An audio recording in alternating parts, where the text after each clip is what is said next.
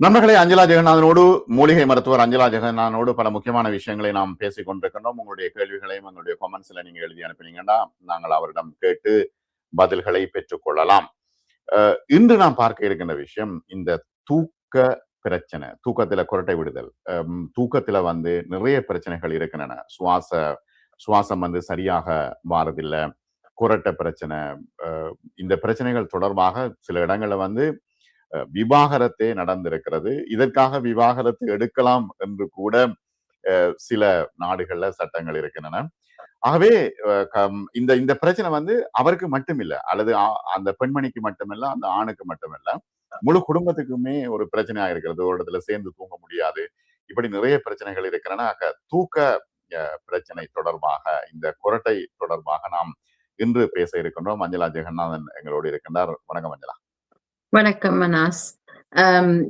இப்ப நாங்க இந்த தடவை கதைக்க போறது ஸ்லீப் அப்னியான்ட்டு, அந்த தூக்கத்துல கொரட்டை விடுற தன்மை. இந்த கொரட்டைக்கும் இப்போ ஒரு ஒரு மூக்கடைப்பு கொரட்டை வர்றதுக்கும் ரொம்ப வித்தியாசம். இந்த கொரட்டைக்கு இது ஒரு கொஞ்சம் டேஞ்சரஸான ஒரு சிச்சுவேஷன். பிகாஸ் நாங்க தூங்கிட்டு இருக்கும் பொழுது நீங்க பாத்திருப்பீங்க, மேபி உங்களோட பார்ட்னரோ இல்ல யாராவது தூக்கிட்டு ஸ்லீப் அப்னியா இருக்கும் பொழுது தூங்கிட்டே இருப்பாங்க, கொரட்டை வந்துட்டே இருக்கும். திடீர்னு அந்த கொரட்டை நின்று டக்குன்னு திடுக்கிட்டு எழுந்திருப்பாங்க. இல்லைன்னா ஆல்மோஸ்ட் ஒரு மூச்சு ஒரு ஃபியூ செகண்ட்ஸ் நின்னு வர்ற மாதிரி வரும்.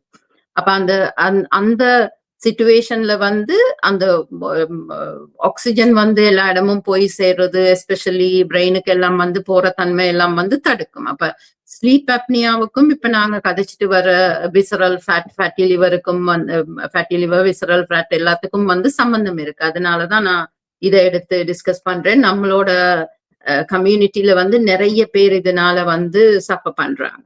அப்ப என்ன நடக்குதுன்னா, அந்த வயிற்றுல வயிறை சுத்தி இருக்கிற கொழுப்பு ஒரு காரணம். அதே நேரம் தாடையில இருக்கிற கொழுப்பு. அப்ப தாடையிலையும் கொழுப்பு இருக்கும் பொழுது, இப்ப நீங்க தூங்கும் பொழுது நாக்கு ரிலாக்ஸ் ஆகி உள்ளுக்கு போகும். அதே நேரம் தாடையில இருக்கிற கொழுப்பு எல்லாம் உள்ளுக்கு சுவாச குழாயை பிரஸ் பண்ணும்.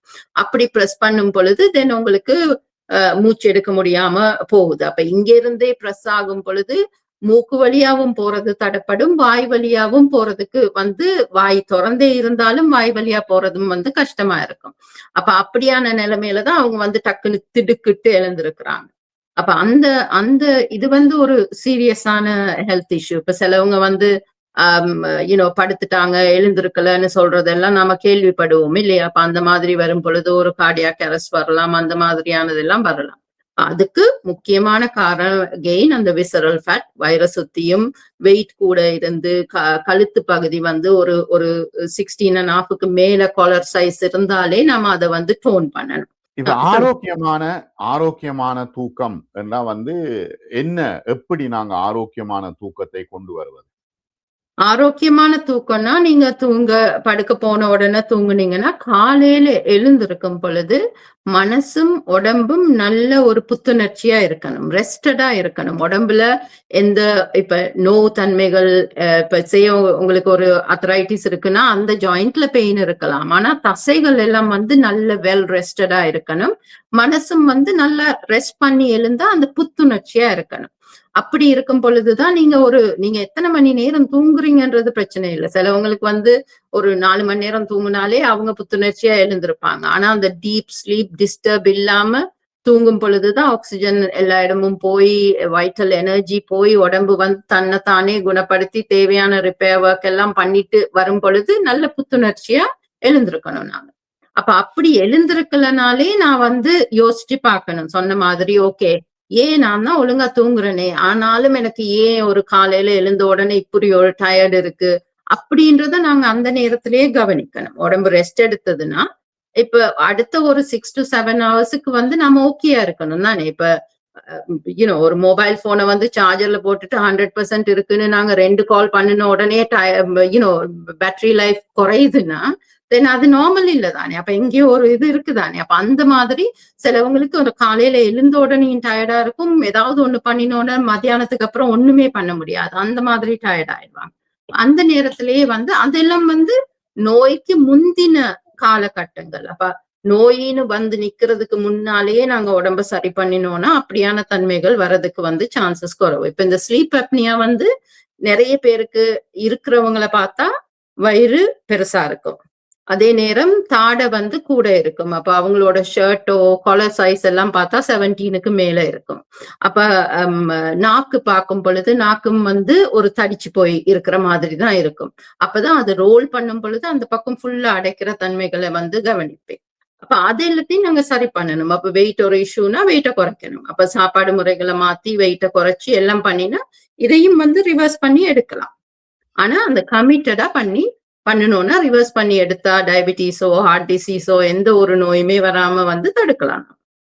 அடுத்து வந்து ஸ்லீப் அப்னியா அல்லது ஸ்னோரிங்னு சொல்லி கூகுள்ல போய் அடிச்சா அவ்வளவு சாமான்கள் வருது. மூக்கு கொட்டுறது, உள்ளுக்கு போடுறதுன்னு நிறைய வாய்க்கு போறதுன்னு நிறைய சாமான்கள் வருது. இதுகள் வந்து ம். உதவி செய்யுமா? அ இதெல்லாம் வந்து டெம்பரரி சொல்யூஷன் தானே. அந்த ரூட் காஸ் அந்த உண்மையா அதுக்கான காரணத்த வந்து இல்லாம பண்ணல. அன்னைக்கு நைட்டுக்கு தூங்குறதுக்கு கொஞ்சம் ஒரு நிம்மதியா தூங்க வைக்கிறதுக்கு கொஞ்சம் சப்போர்ட்ட பண்ணுது. ஆனா அந்த இப்ப மூக்குக்கு போட்டுட்டு படுக்கிறது எல்லாம் வந்து எல்லாருக்கும் அது உதவி செய்யுமான்றது தெரியாது. சிலவங்களுக்கு வேலை செய்யலாம், சிலவங்களுக்கு வேலை செய்யலாம், வேலை செய்யாம போலாம். ஆனா அந்த சிபேப் எல்லாம் போட்டுட்டு படுக்கிறவங்க இப்ப NHSல எல்லாம் வந்து அததான் ரெக்கமெண்ட் பண்ணுவாங்க. அத போட்டுட்டு படுக்கிறவங்க வந்து அதுல வந்து ஒரு 4 ஹவர்ஸ் அந்த ஆக்ஸிஜன் ஃப்ளோ வந்து நல்லா போறதுக்கு வந்து சப்போர்ட் பண்ணி கொடுத்தா, தென் அந்த மாதிரி அது அது போட்டுட்டு படுத்தா கொஞ்சம் ஓகேயா இருக்கும். ஆனாலும் அது ஒரு குவாலிட்டி ஆஃப் ஸ்லீப் இல்ல தானே. அந்த மாஸ்க போட்டுக்கணும், அப்படியே நிமிர்ந்து தான் படுக்கணும். அது அது ஒரு இரிட்டேட்டிங் தானே. அது வந்து ஒரு நார்மல் இது இல்ல தானே. அது அட்லீஸ்ட் டெம்பரரியா அத எடுத்தா கூட, நான் என்ன பண்ணலாம் உடம்ப நார்மலுக்கு கொண்டு வரதுக்குன்னு சேர்த்து 2யும் சேர்த்து பண்ணினோம்னா, இன்னும் உங்களுக்கு பெனிஃபிட் வந்து அத விட்டு வெளியில வர்றதுக்கு அத பாவிக்கணும்ன்ற தேவை இல்லாமலே வரும் தானே. அததான் பார்க்கணும். வெளியில இருந்து வாங்கி டெம்பரரி இது வந்து இப்ப நாங்க கொஞ்சம் அந்த நேரத்துக்கு உதவி செய்யற மாதிரி தானே ஒரு விஷயம் இல்லையா? இப்ப நான் சில டாக்குமெண்ட்ரிகள் பார்த்தேன். என்னன்னா ஸ்லீப் அப்னியா இருக்கிற ஆட்களுக்கு வந்து ஹாஸ்பிட்டல்ல கொண்டு போய் NHSலயோ அல்லது ஹாஸ்பிட்டல்ல கொண்டு போய் அவர்களுக்கு படுக்க வச்சு ராவு வந்து அந்த sleep study. Sleep study sleep study பண்ணுவாங்க. எல்லாம் ஸ்டடி எல்லாம் செய்த அப்புறம் என்ன நடந்தது தெரியுமா? லைசன்ஸ கேன்சல் பண்ணிட்டாங்க. இப்ப ம். அவங்க வந்து நேர DVLAக்கு அறிவிச்சுட்டாங்க. லைசன்ஸ கேன்சல் பண்ணிட்டாங்க. அப்ப இது எவ்வளவு தூரம் சுத்தி அவர் வந்து ஹெவி வெஹிக்கிள் டிரைவர் வந்து யா. லைசன்ஸ் கேன்சல் பண்ணினா அவருடைய வாழ்க்கையை வந்து பொருளாதாரமே மிகப்பெரிய அடி வாங்கும் என்ன? யா. ஆனா வாழ்க்கை பொருளாதாரத்த விட அவங்களோட உயிருக்கே அது ஒரு ஆபத்தான விஷயம் தானே. இப்ப நீங்க சொன்ன மாரி ஹெவி வெஹிக்கிள்ல போயிட்டு இருக்கவங்க கொஞ்ச நேரம் டிராபிக்ல நிக்கும் பொழுது, அவங்கள அறியாம அவங்க தூங்கிடுவாங்க. அப்ப அப்படி வந்ததுன்னா அது வந்து டேஞ்சரஸ் அவங்களுக்கு, மத்தவங்களுக்கு. அதே நேரம் அவங்களோட உயிருக்கும் ஆபத்து தானே. அப்ப நாங்க முதல்ல உயிரோட இருக்கணும் தானே என்ன பண்றதுக்கும் இல்லையா? சோ அப்ப அந்த அந்த ரியலைசேஷன் வந்ததுன்னா, தென் என்னோட உடம்ப நான் முதல்ல சரி பண்ணணும்னு நினைச்சோம்னா, தென் தெரிஞ்சோ தெரியாமலோ இன்னொருத்தங்களுக்கு இப்ப ஐ திங்க் இப்ப ஆக்சிடென்ட்ஸ் எல்லாம் வரும் பொழுது அப்படியான ஒரு சிச்சுவேஷன் இருந்தா நாங்க இப்ப மோட்டர்வேல எல்லாம் போகும் பொழுது அப்படி ஏதாவது ஒரு சிச்சுவேஷன் வந்ததுன்னா எல்லாருக்குமே டேஞ்சரஸ் தானே இல்லையா? அப்ப அந்த இது எனக்கும் டேஞ்சரஸ்ன்றதையும் புரிஞ்சுக்கணும். அப்ப நான் முதல்ல ஹெல்த்தியா இருக்கிறதுக்கு என்ன பண்ணணும்ன்றத பண்ணிட்டு, அதுக்கப்புறம் தான் மத்தது எல்லாத்தையும் பாக்குற மாதிரி இருக்கணும். அப்ப அந்த அவேர்னஸ கொண்டு வரணும். இப்ப இது மூலிகை மருத்துவத்தின் மூலம் என்ன தீர்வு இருக்கு இதுக்கு? மூலிகை மருத்துவத்தின் மூலம் வந்து அப்ப அந்த காரணத்த பார்த்து தானே நாங்க சரி பண்றோம். அப்ப அந்த அவருக்கான காரணம் வந்து வெயிட் வந்து நடுப்பகுதியில இருக்கு. ச ம கழுத்து பெரிய அளவுல இருக்கு. அதுக்கு என்ன காரணம்? சாப்பாடா? இல்ல ஸ்ட்ரெஸ்ஸா? இல்ல வேற ஏதாவது காரணங்களா? இல்ல ஏதாவது ஸ்ட்ராங்கான மருந்து எடுக்குறாங்களா? சிலவங்க வந்து லைக் மருந்து கூட இல்ல. சிலவங்க வந்து கோக்கும் அந்த அந்த நெறைய எனர்ஜி ட்ரிங்க்ஸ்லயே வந்து கொஞ்சம் கொஞ்சம் கொஞ்சமா கொண்டு போவாங்க இல்லையா? அதெல்லாம் லாங் டெர்ம்ல கூடாது தானே. ஒரு நாளைக்கு நெறைய எனர்ஜி ட்ரிங்க் எல்லாம் குடிக்கும் பொழுதெல்லாம் வந்து கூடாது தானே. அப்ப என்னத்துனால அவங்களோட லைஃப் ஸ்டைல் என்னத்துனால இப்படி வந்திருக்குன்னு பார்த்து அத நாங்க சரி பண்ணி மூலிகைகள குடுத்து உடம்ப நார்மலுக்கு கொண்டு வரதுக்கு தேவையானத பண்ணினோம்னா சரியா வரும். இப்ப லைஃப் ஸ்டைல தான் மாத்தணும். வேற வழி இல்ல. வேற மருந்து அப்படி இல்லையா? இல்ல மூலிகைகளும் குடுப்பேன். மூலிகைகள் வந்து இப்ப நான் வந்து இங்கிலீஷ் வைத்தியம் மாதிரி இல்ல தானே. என்னைக்குமே இந்த மூலிகைகள எடுங்க சரியா போகும்னு இல்ல. உடம்போட சேர்த்து மூலிகைகளும் எடுத்து உடம்பு நல்லபடியா நார்மலுக்கு வந்ததுக்கு அப்புறம் அந்த மூலிகைகளை நமக்கு அதுக்கப்புறம் தேவையில்லை. இந்த ஹெல்த்தியான உடம்புக்கு வந்து எந்த மருந்தும் தேவையில்லை தானே.